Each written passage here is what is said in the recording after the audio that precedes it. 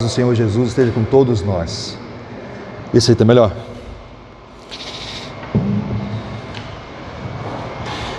Louvo a Deus por essa oportunidade de estar aqui com vocês, para compartilhar a palavra do Senhor, também cultuar, porque eu não vim aqui apenas para pregar, eu vim para cultuar com os irmãos nessa noite, cantar louvores ao nosso Deus, e é isso que nós estamos fazendo, não é isso?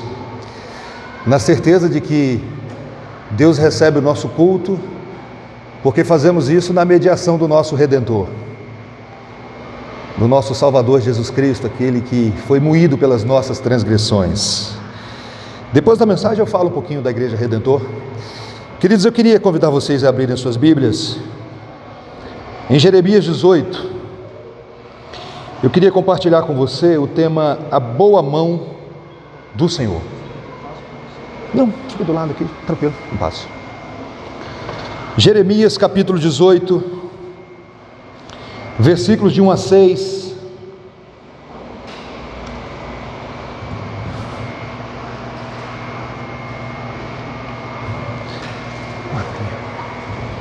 Jeremias capítulo 18, versículos de 1 a 6. A palavra do Senhor diz assim: Palavra do Senhor que veio a Jeremias dizendo: Dispõe-te e desce à casa do oleiro, e lá ouvirás as minhas palavras. Desci à casa do oleiro, e eis que ele estava entregue a sua obra sobre as rodas. Como o vaso que o oleiro fazia de barro, se lhe estragou na mão, tornou a fazer dele outro vaso, segundo bem lhe pareceu. Então veio a mim a palavra do Senhor: Não poderei eu fazer de vós como fez esse oleiro, ó casa de Israel? Diz o Senhor: Eis como barro na mão do oleiro, assim sois vós na minha mão, ó casa de Israel. Muito obrigado. Queria orar nessa hora, irmãos. Queria que você pedisse a Deus: Deus, fale comigo nessa noite. Vamos falar com Deus? Pai soberano, nós estamos aqui e cremos e temos plena convicção de que estamos na Tua presença, na certeza de que Tu és poderoso, soberano, bom, misericordioso, justo, compassivo. E nós queremos implorar a iluminação do Teu Santo Espírito, queremos implorar a ação sobrenatural do Senhor no nosso coração.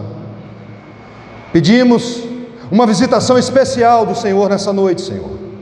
Carecemos da ação do Teu Santo Espírito, nos convencendo, nos convertendo, nos consolando, nos reanimando também. Faça de mim apenas um instrumento, Senhor, é o que eu te peço, em nome do meu Redentor. Amém. Dizem que para cozinhar bem é preciso ter uma boa mão. Para plantar flores também. Eu já ouvi falar até na boleira que tem a mão boa. As más línguas também dizem que existem mulheres que fazem combustível e não comida. Só faz aquilo para manter a máquina funcionando. Graças a Deus a minha faz comida. O meu pai falava que algumas mulheres faziam gororoba, só aquela comida ali para o camarada ter condições de trabalhar e continuar o seu dia. Queridos, eu queria falar sobre a boa mão de Deus nessa noite. Um tema que é muito rico para mim. Em vários momentos, se você perceber, você que se caminha próximo de mim, de alguma maneira, você vai perceber que eu sempre oro, Senhor, que a Tua boa mão esteja estendida sobre a minha vida, sobre a vida do Teu povo. Eu queria discorrer com você um pouquinho sobre como a Bíblia trabalha sobre esse tema, sobre essa boa mão de Deus, mas antes eu preciso afirmar que Deus é Espírito. Só que essa mesma Bíblia que diz que Deus é Espírito, ela fala os olhos do Senhor, a mão do Senhor, a boca do Senhor, o braço do Senhor, as narinas do Senhor. A Bíblia foi escrita numa linguagem humana, homens sim, separados por Deus, inspirados pelo Espírito Santo, mas para que nós possamos compreender, Deus usou da linguagem humana, muitas vezes daquilo que é próprio da raça humana, para que nós possamos compreender. Lá na Redentor nós estudamos sobre a suficiência das Escrituras, onde É claro para nós que aquilo que você precisa saber para ser salvo e viver como salvo é fácil de entender na Bíblia. Existem textos difíceis nas Escrituras? Existem sim, mas aquilo que você precisa saber para ser salvo e viver como salvo é muito claro. E existe uma distância muito grande, na verdade, insuperável entre nós criaturas e o Criador. E Deus então usa termos que existem na realidade humana para que nós possamos entender um pouco dessa natureza divina. Calvino chegava a dizer que é o balbuciar de Deus. Deus balbucia conosco. Sabe aquela mãe que quer comunicar algo para o filho e fala assim, até errado às vezes? Não estou falando que Deus faz isso, mas Ele usa a mão, a minha mão, os meus olhos, algo que é próprio nosso, da raça humana. Mas o que significa então, irmãos, a mão do Senhor? A mão do Senhor significa aquele agir de Deus na criação, onde um dia Ele pegou as estrelas e espalhou no firmamento, e cada uma pelo seu nome. Esse Deus que criou todas as coisas. Mas a mão do Senhor também significa poder. O profeta Isaías diz: ainda antes que houvesse dia, eu era, e nenhum há que possa livrar alguém das minhas mãos. Agindo eu, quem impedirá? Esse Deus que é todo poderoso, que tem todo o poder no céu e na terra. Essa mão do Senhor, quem pode deter a mão do Senhor? Mas ela significa também cuidado. Tu me cercas por trás e por diante, e sobre mim pões a mão. A mão poderosa do Deus soberano significa também ajuda, direção. Se eu subir aos céus, tu lá estás. Se eu descer ao mundo dos mortos, lá estás também. Se eu voar para o oriente e for viver nos lugares mais distantes do ocidente, ainda ali a tua mão me guia, e ainda ali tu me ajudas. A boa mão de Deus guiando o seu povo, e o salmista tem convicção disso. Não tem lugar que a tua mão não esteja estendida sobre a minha vida. A mão de Deus também significa proteção. Não fiquem com medo, eu estou com vocês. Não se apavorem, pois eu sou o seu Deus. Eu lhes dou forças, eu o ajudo e eu os protejo. Com o quê? Podem dizer: com minha forte mão. Mãos que nos protegem, que nos ajuda, que direciona e cuida. Essa mão que está sempre estendida sobre o seu povo, o povo do pacto, o povo da aliança, onde a palavra de Deus diz assim: eis que a mão do Senhor não está encolhida para que não possa salvar, nem surdo o seu ouvido para que não possa ouvir. A boa mão de Deus estendida sobre o seu povo. Essa mão que muitas vezes nos conduz para as experiências profundas com Deus. Como um dia Ele levou o profeta Ezequiel, lá no vale dos ossos secos. Veio sobre mim a mão do Senhor, e Ele me levou pelo Espírito do Senhor, e me deixou no meio de um vale que estava cheio de ossos. E lá Deus perguntou: filho do homem, acaso poderão viver esses ossos?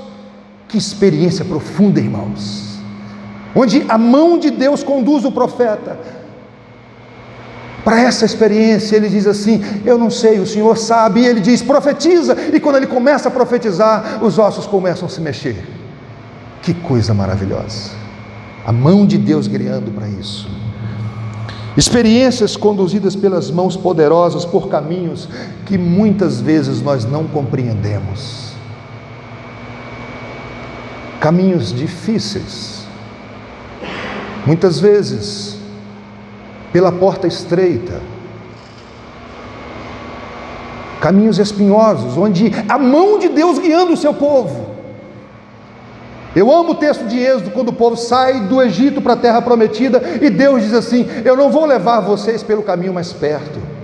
Deus dizendo, não foram eles que escolheram o caminho mais distante, foi Deus que disse: eu vou conduzir vocês pelo caminho mais distante. Uma outra experiência com Josué: porque o Senhor vosso Deus fez secar as águas do Jordão diante de vós, até que passasseis, como o Senhor vosso Deus fez ao mar vermelho, ao qual secou perante nós até que passamos. E presta atenção agora, para que todos os povos da terra conheçam que a mão do Senhor é forte, a fim de que temais ao Senhor vosso Deus todos os dias. A humanidade precisa conhecer essa mão poderosa de Deus, é isso que ele está dizendo. Para que todos os povos, um dia o Egito conheceu essa mão poderosa, quando Deus tira o seu povo com a mão forte do Egito, lançando pragas sobre o Egito, abrindo o mar, dando pão do céu na caminhada. Essa mão que despedaça a lança, que quebra o arco, que o salmista tanto diz, mão de vitória, de bênção, de consolo, de proteção, mas também uma mão de correção necessária, a boa mão que às vezes nos esmaga, mas como diz John Piper, não a ponto de nos destruir. Você já sentiu esse peso da mão de Deus na sua vida alguma vez? Deus te corrigindo, na verdade, te trazendo para perto. Vem, meu filho, vem para cá um pouquinho. Onde a Bíblia vai dizer, horrível coisa é cair nas mãos do Deus vivo. E mesmo assim, um homem segundo o coração de Deus, diante de um momento da sua vida em que ele pecou contra Deus, ele diz assim: eu prefiro cair nas mãos de Deus do que cair nas mãos dos homens, porque ele sabe que a mão poderosa de Deus, ela é misericordiosa também. Os homens não sabem o que é misericórdia, e Deus, quando disciplina o seu povo, ele quer apenas trazer o seu povo para mais estreitar ali o espaço. Por isso Davi diz: eu prefiro cair nas tuas mãos, eu não tenho que correr da mão do Senhor. E a mão boa de Deus, ela sabe disciplinar. As mesmas mãos que um dia esmagaram Cristo. Quando o profeta Isaías diz: todavia ao Senhor agradou esmagá-lo, fazendo sofrer. Quando ele der a sua alma como oferta pelo pecado, verá a sua posteridade e prolongará os seus dias, e a vontade do Senhor prosperará, onde? Nas suas mãos. Não foi o diabo que crucificou Jesus, e Jesus nem morreu por causa do diabo. Jesus não comprou os eleitos de Deus do diabo, ele pagou para Deus. O próprio Deus puniu no seu Filho os nossos pecados. Eu gosto muito de um autor chamado Sproul. E Sproul tem um livro chamado A Mão Invisível de Deus, falando sobre a providência de Deus, como Deus guia o seu povo, como Deus conduz o seu povo, como Deus administra tudo. E o Sproul, quando ele está falando ali, ele trabalha um pouquinho, quando Abraão foi sacrificar Isaac, ele faz um comentário muito especial, e eu compartilho com você. No caso de Cristo, Deus 2000 anos mais tarde, a história registrou o ato maior da divina providência. Deus supriria a provisão final para a necessidade humana. Ele providenciou outro cordeiro, um cordeiro imaculado, destinado para morrer no monte chamado Calvário. Deus levou o seu filho, o seu único filho, aquele que amava, Jesus, e o colocou sobre o altar naquele monte. E dessa vez ninguém gritou: pare. Próprio Deus. Por isso ele gritou desesperado na cruz: Eli, Eli, lama sabachthani, Deus meu, por que me desamparastes? O próprio Deus esmagando o seu filho, por mim, por você. Ao Senhor agradou esmagá-lo, fazendo sofrer. É sobre essa mão que eu estou falando com vocês nessa noite. E Deus então chama Jeremias para uma experiência profunda. Jeremias é chamado profeta chorão. Ele profetizou num período muito complicado, na época do cativeiro, onde o povo desobedeceu a Deus e merecidamente foi levado para o cativeiro. E Jeremias foi levantado por Deus para chamar o povo ao arrependimento. E é muito curioso, irmãos, não sei quantos aqui já leram o profeta Jeremias, que houve um momento da história em que eles falaram assim, Senhor, falou assim, Jeremias, o que Deus quer falar para a gente? E Jeremias então falou, é isso. Aí eles falaram assim, quanto a isso nós não obedeceremos. Depois de passear com Jeremias pelas ruas de Jerusalém, no capítulo 5, e ir com Jeremias em Siló, agora ele chama Jeremias para ir à casa do oleiro. Chegando naquele ateliê de cerâmica, ele viu um oleiro fazendo um vaso, e o barro estragou na mão do oleiro, e o oleiro ele simplesmente amassou aquele barro e fez dele um vaso novo. É da natureza do barro estragar. O problema não está no oleiro. Pastor Jonas Madureira diz que o profeta não se espantou porque o barro se estragou, mas porque o oleiro, mesmo diante da obra arruinada, não desviou o seu olhar do barro. Barro estraga mesmo. E aí o Jonas completa: nada, nem mesmo a recusa do barro em ser aquilo que o oleiro quer que ele seja, é capaz de fazer com que o oleiro desista da sua obra. Então o profeta novamente vê aquelas mãos enrugadas, marcadas pelo tempo e pelo labor, incansável, tocando outra vez no barro junto à roda. Enquanto o oleiro continua seu trabalho, Jeremias escuta a voz de Deus. O oleiro continua trabalhando. Aí Deus diz: não poderei eu fazer de vós como fez esse oleiro, ó casa de Israel? Como barro na mão do oleiro, assim sois vocês das minhas mãos. Nós somos o barro, irmãos, e o barro sempre estraga, e o barro não estraga o oleiro continua sendo o bom oleiro, aquele que restaura. Que coisa impactante, que experiência profunda. Eu imagino Jeremias saiu daquele momento ali, e aí Deus pergunta para ele: eu não poderei fazer de vós como fez esse oleiro? Será que eu não tenho poder para isso? Para fazer de vocês um vaso novo? Todas as vezes que você estiver lendo a Bíblia e Deus fizer alguma pergunta, pare e pensa, liga o sinal de alerta. As perguntas são impactantes. Deus sabia onde Adão estava. Onde estás, Adão? Ligue o alerta. Um bom comentário de Jeremias que eu adquiri ultimamente, especial esse comentário, diz o seguinte: a questão doutrinária dessa passagem pode ser afirmada de modo muito simples. Deus pode fazer qualquer coisa que Ele quiser com você, e isso é o que significa para Ele ser Deus, porque Deus é Deus, Ele é livre de fazer, Ele é livre para fazer o que desejar.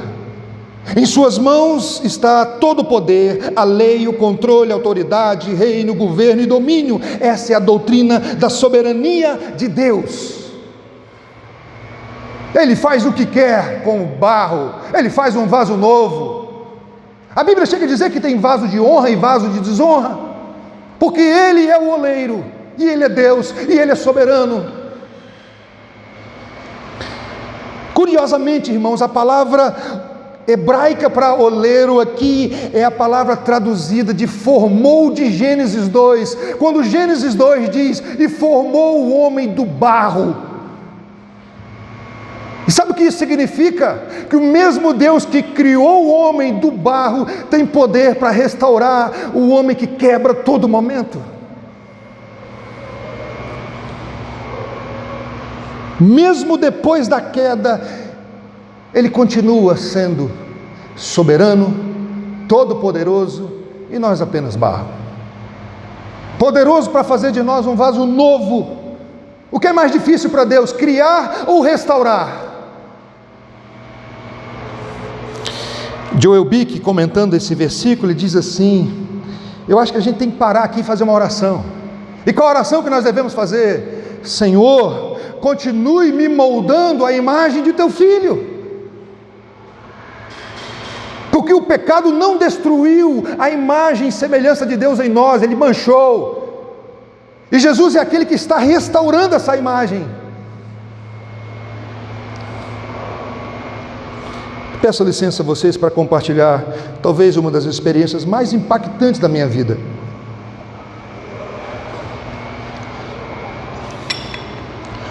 O ano é 2013. Eu estava acompanhando um casal, e esse casal estava passando por um processo de separação.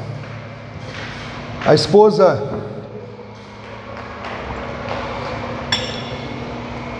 me disse: Bruno, eu não gosto mais desse homem, eu não quero permanecer nesse casamento,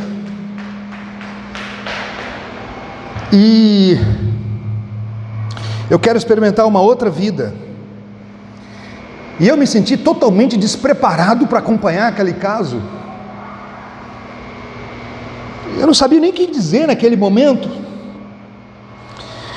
Eu então disse para eles: eu posso pelo menos uma vez por semana na casa de vocês tomar um café e fazer uma oração com vocês? Eles aceitaram, então assim eu fiz. E presta atenção, o marido era pastor, e eu nem seminarista eu era naquela época. Não é que agora eu sei muita coisa, mas é que eu ficava todo constrangido em abrir a Bíblia e ler a Bíblia para aquele pastor. Um dia a situação piorou lá, ele me ligou e disse assim: Bruno, passa aqui em casa, eu acho que dessa vez ela vai embora. Aí foi nesse dia que eu fui na casa do oleiro.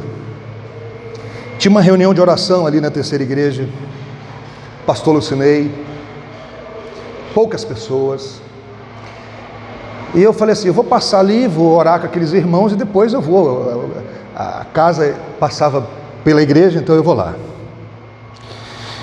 Estava naquela reunião de oração o Lucas, irmão do pastor Lucinei.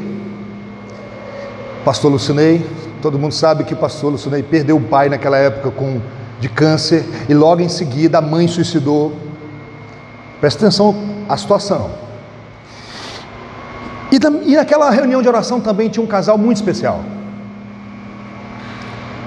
Eu sei que algumas pessoas ficaram sabendo daquela irmã nossa que foi violentada sexualmente lá na terceira igreja. Ela era zeladora e ela foi estuprada. Estava ela e o marido. E é curioso porque naquela época, não sei se o presbítero Edson lembra disso, eu era o presidente do presbitério quando ela foi violentada. Não sei quem me ligou, sei que uma pessoa me ligou e disse assim: Bruno, acabou de acontecer uma tragédia. O que aconteceu? Uma irmã nossa foi violentada na igreja, na terceira igreja. E ela está numa situação difícil no hospital. Naquele período eu estava lendo John Piper, quando John Piper escreveu um artigo sobre não desperdice o seu câncer. Ele foi diagnosticado com câncer e ele escreveu, antes da cirurgia, um artigo belíssimo: não desperdice o seu câncer. Se você colocar na internet, ele está disponível. E Piper, ele trabalha muito a questão da glória de Deus. Nós devemos glorificar a Deus não só quando tudo está bem, mas nas dificuldades também, nas doenças também. E desperdiçar um câncer é não enxergar a glória de Deus através do câncer. E impactado com aquela leitura, eu desliguei o telefone e só fiz uma oração, irmãos, porque eu não tinha mais palavras. Eu disse assim: Senhor,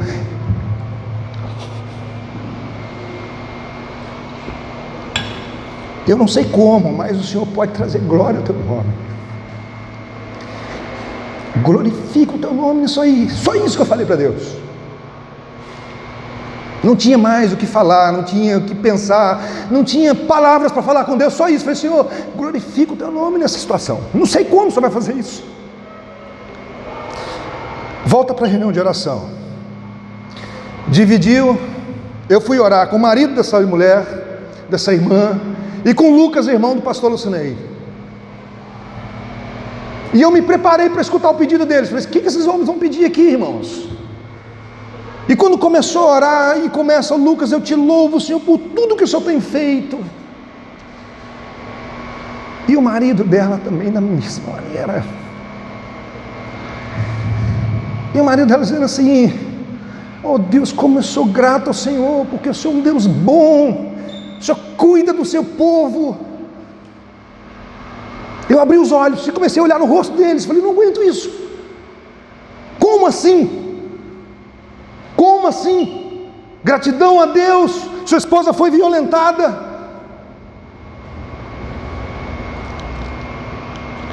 No final da reunião de oração, voltou todo mundo. Aí a irmã que foi violentada pediu assim: pastor Lucinei, eu posso cantar uns salmos? E ela abriu a Bíblia e começou: louvem-te os povos todos, ó Deus, louvem-te os povos todos. Meus irmãos, é como se Deus estivesse falando assim: eu não posso restaurar esse casamento? Não depende de você, depende de mim. Eu não tenho poder para arrancar louvores, talvez no dia que você está passando pelo vale da sombra da morte. Será que eu não sou poderoso? Será que quando Jó disse lá no início: Deus, bendito seja o nome do Senhor, aquilo ali era um teatro de Jó? Aquilo era uma brincadeirinha de Jó?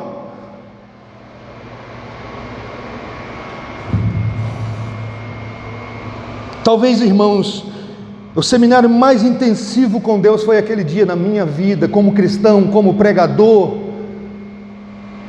Eu precisava passar por aquela experiência, porque eu saí dali crendo e confiando que Deus pode mudar qualquer situação. Deus pode restaurar qualquer vaso quebrado.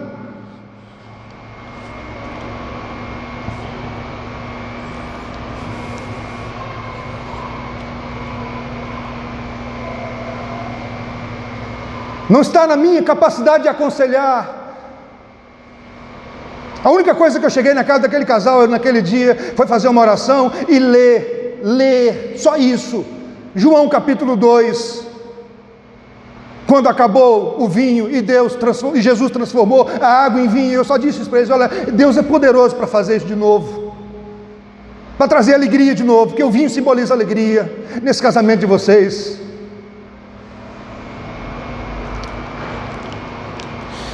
E para a glória de Deus, esse casal estão juntos até hoje. Queridos, prestem atenção. Deus, por sua mão poderosa, pode mudar qualquer situação, se assim Ele quiser. Você crê nisso?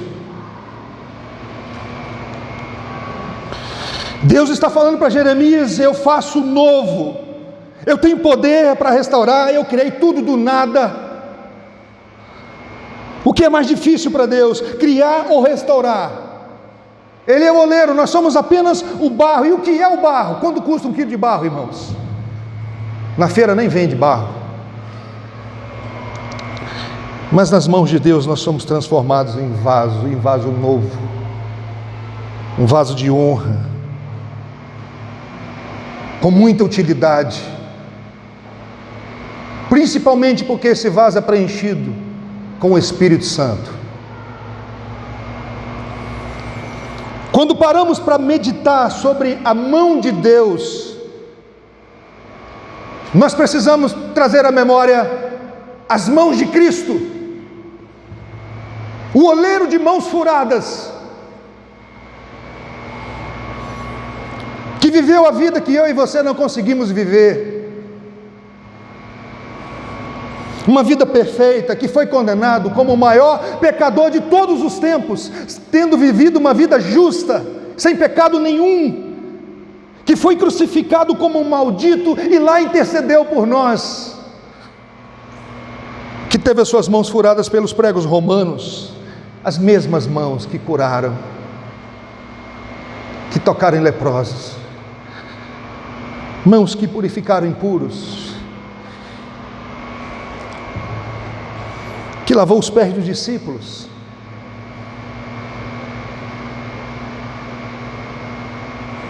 que colocou a orelha de Malco no lugar quando Pedro cortou, que quando Pedro estava afundando, ele traz Pedro de volta,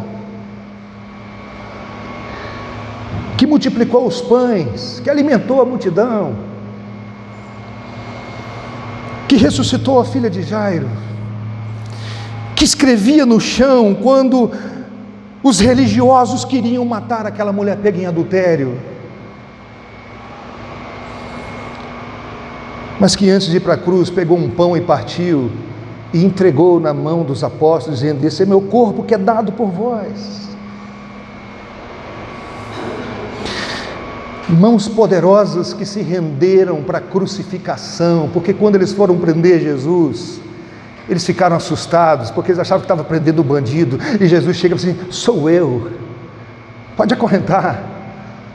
Eu já fui algemado um dia, irmãos, é tal da algema terrível, quanto mais você faz força para sair, aquilo aperta, e Jesus chega de maneira voluntária e diz assim: sou eu, sou eu. Essas mãos presas, não por pregos romanos, mas por amor a Deus, porque não foram os pregos que seguraram Jesus na cruz, que ficaram cobertas de sangue, o sangue sim, que nos purifica de todo o pecado.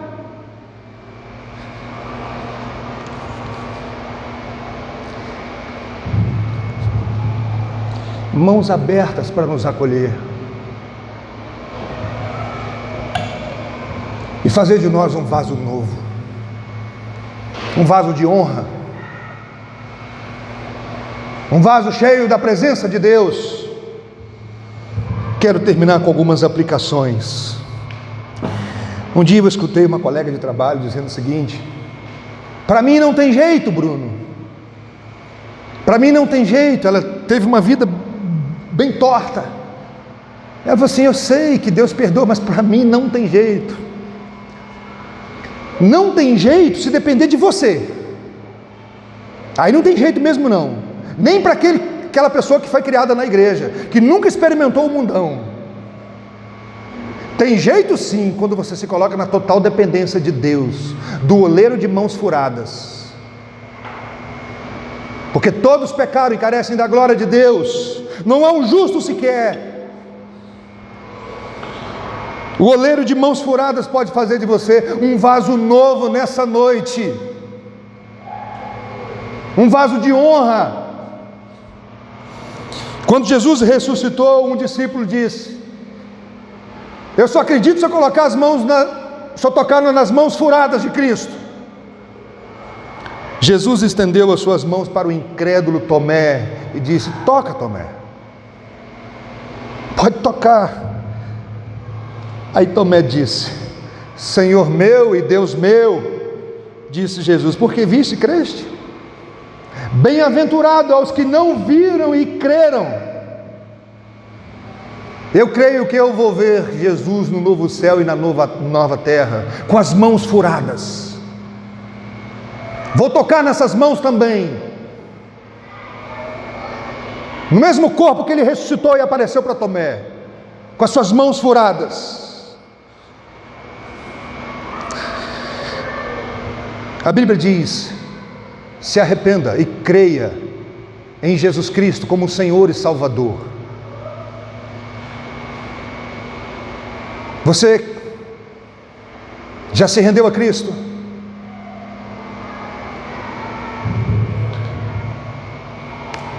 As minhas ovelhas ouvem a minha voz e eu as conheço e elas me seguem. Eu lhes dou vida eterna, jamais perecerão e ninguém as arrebatará da minha mão. Se você escutou a voz do oleiro de mãos furadas nessa noite,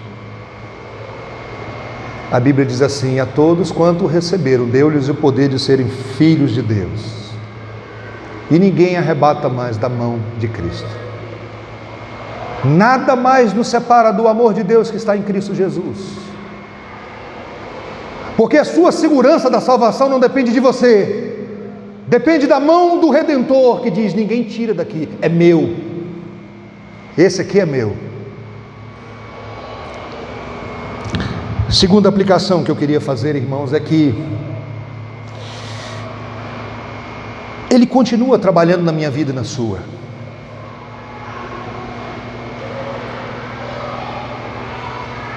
A obra não terminou ainda. Amo esse texto.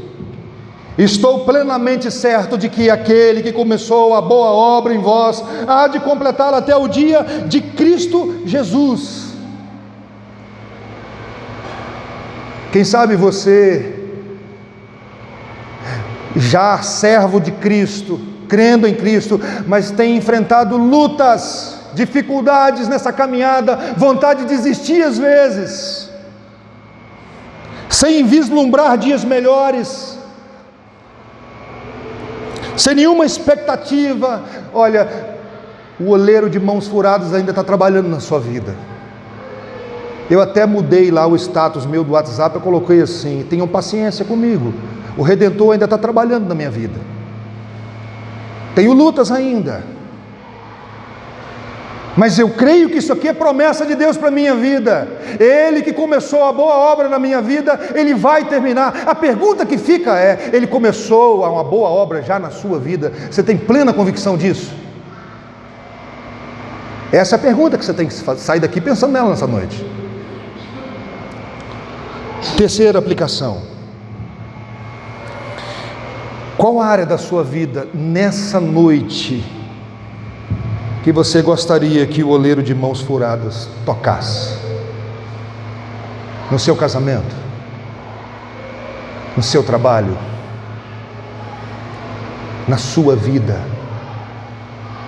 Na vida da sua esposa? Na vida do seu marido? Do seu filho? Em qual área você gostaria que o oleiro de mãos furadas tocasse nessa noite? Algum pecado que você está lutando? Pastor Valdeci conta algo muito especial sobre a luta contra o pecado. Ele ilustra isso da seguinte maneira: tinha um homem que tinha um lagarto preso no ombro. Aquele lagarto o incomodava, porque quando ele ia dormir, o lagarto não deixava ele dormir. E ele procurou ajuda em várias pessoas. E ele ilustra isso dizendo que um dia esse homem encontrou com Cristo, com o Redentor, e disse assim: eu tenho esse problema, esse lagarto não me solta de maneira nenhuma. Aí Jesus virou para esse homem e disse assim: eu tenho a solução para isso. Você tem a solução? Então me ajude, eu preciso. Ele diz assim: eu mato esse lagarto. Aí o camarada disse assim: não, dá só um calmante para ele. Às vezes nós lidamos com pecado assim, irmãos. Jesus quer matar e nós queremos só acalmar.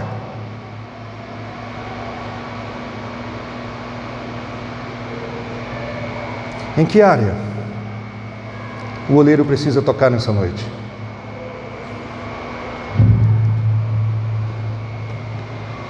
Humilhai-vos, portanto, sobre a poderosa mão de Deus, para que Ele, em tempo oportuno, vos exalte. Queria te convidar a fazer isso. Não saia daqui, nós estamos aqui na presença de Deus. Não saia daqui sem colocar a sua vida diante do Redentor, pedindo: toca, Senhor, toca na minha vida, quebra a minha vida, faz de mim um vaso novo, cheio da sua presença. Você pode se colocar de pé para a gente orar junto?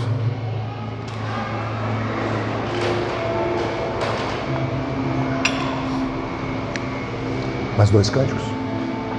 Mais dois? Isso, do vaso vai ser agora? Antes de orar, nós vamos cantar uma canção. E eu queria que você estivesse orando nesse momento.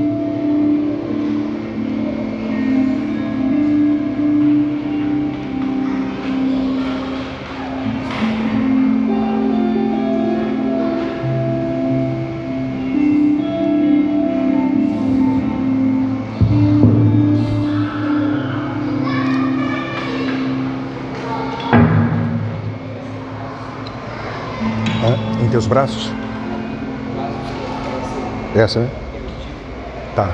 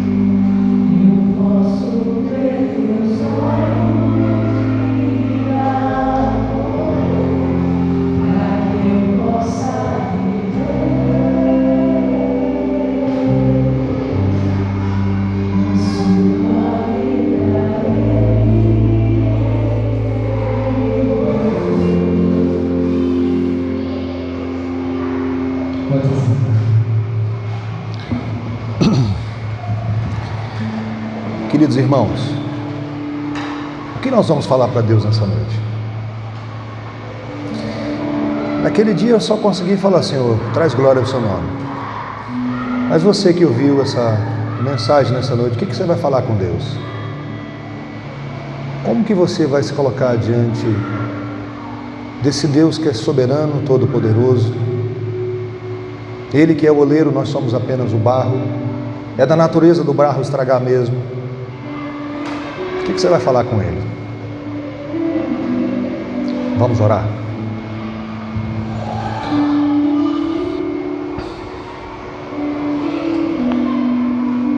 Pai de amor,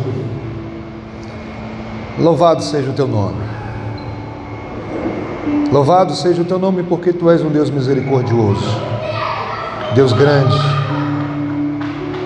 E nós queremos nos colocar diante de ti nessa noite, reconhecendo que somos um vaso quebrado, que precisa todo ser restaurado diariamente.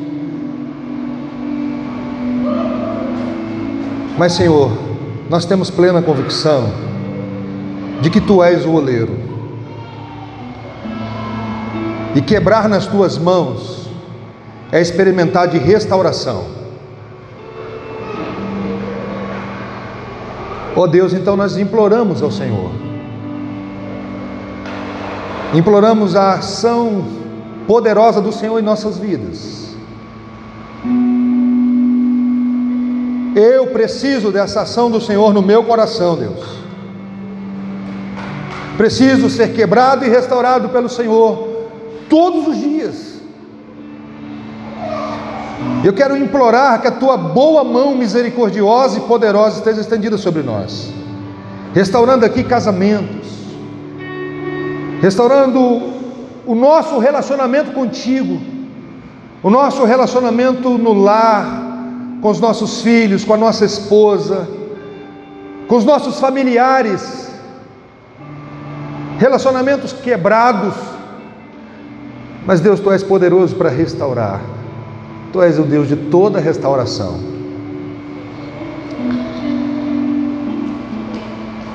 Age de maneira especial em nossas vidas, Senhor. Não permita que saiamos daqui nessa noite da mesma maneira que entramos. Não permita. Nós não podemos continuar do mesmo jeito. Eu não posso, Senhor, eu não posso.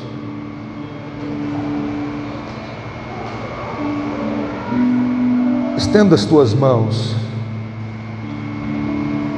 e continue conduzindo o teu povo. Em nome de Cristo, amém. Tem mais um cântico, César, antes de...